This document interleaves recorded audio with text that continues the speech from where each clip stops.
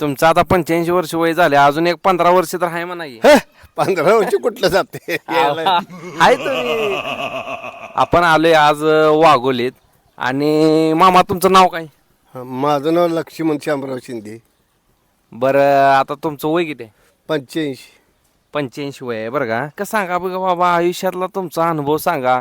कसं माणसानं राहिलं पाहिजे, काय केलं पाहिजे. सांगू का कसं राहायचं ते. आता पहिल्या आमच्या काळात आणि आता या काळात लांब बदल झाला आहे. आमच्या काळात सत्व होतं, सत्वानं माणसं तत्वानं वागत होती. आता ती गेले पाक.